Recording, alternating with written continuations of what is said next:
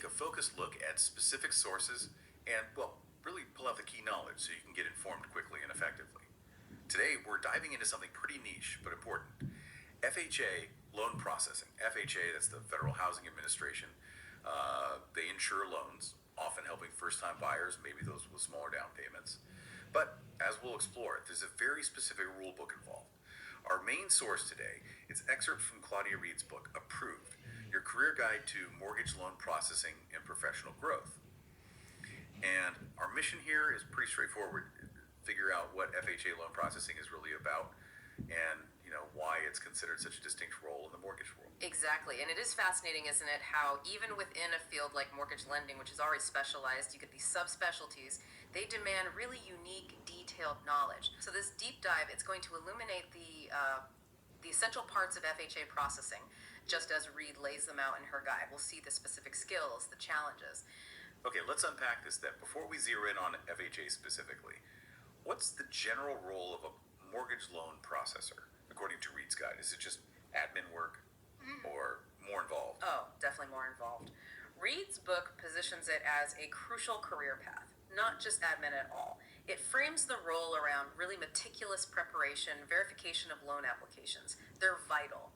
Processors are kind of the bridge, between the loan officer and the underwriter. They're problem solvers, basically. Making sure every single document is there, it's accurate, it lines up with guidelines, regulations, getting that file ready for the final yes. That makes sense. So they're the ones ensuring everything's buttoned up. Which brings us to the really interesting part. The source singles out FHA loan processing. What makes that so different or unique compared to, say, a standard conventional loan? Where do these specific procedures Reid mentions actually come into play? Well, what's really key, as Reid highlights, is that FHA processing involves a specific set of procedures. And these can be quite distinct, starting even with the property itself. FHA, for example, has very particular requirements for the property's condition and eligibility. It's not like a conventional appraisal always. FHA-insured homes often need to meet specific health and safety standards. Minimum property standards, they call them. Okay, like what sort of things? Think about maybe significant peeling paint, especially if it could be lead-based, or lack of working utilities, structural issues, things like that could stop an FHA loan in its tracks. It might require repairs before closing and maybe a reinspection. That changes the whole processing timeline and workflow. Right, so a concrete difference there. It's not just about the borrower's finances, but the house itself is under a microscope. Okay, beyond the property, does the book mention other specifics that set FHA apart for the processor? What's really key for them to get right? Absolutely. The book really stresses that it demands an understanding of FHA guidelines. And this goes way beyond just general loan knowledge. Take the mortgage insurance, for instance. It's structured quite differently. FHA loans have this upfront mortgage insurance premium, UFMIP paid at closing, and an annual MIP. And that annual MIP, in many cases now, it's for the entire life of the loan. Unlike conventional PMI, which usually drops off eventually.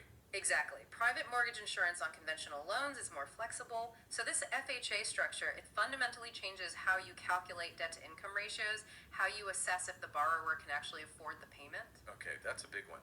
Any other examples from the book? Yes. Another crucial specific Reid mentions involves non-occupant co-borrowers. Like a parent helping a child qualify. Precisely. Someone helping out who won't actually live in the home. FHA has very specific rules on how their income and their debts are factored in. It might mean a higher qualifying ratio is needed, or maybe different documentation compared to a conventional loan scenario. These aren't just small details. They're completely different calculations, different paperwork requirements. They can absolutely make or break the loan approval. Wow, yeah.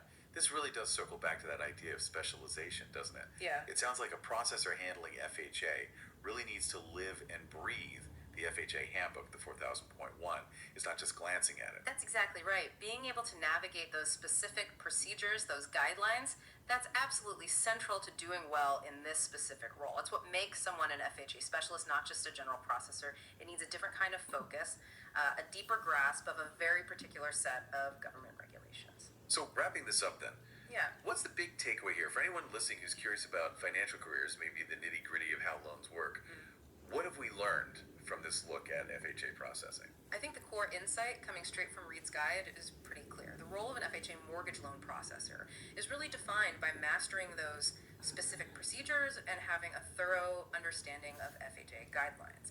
It's just a perfect example of how deep specialized knowledge, whether it's property standards, unique insurance rules, co-borrower regulations, creates a really distinct and necessary role within the mortgage industry. And that makes you think. This focus on specialized procedures, deep guideline knowledge in this one corner of finance, how might that reflect broader trends, maybe in other industries too, where really deep specific expertise is becoming more and more valuable? Something to consider, perhaps how specialized knowledge is shaping unique roles and maybe different career paths across all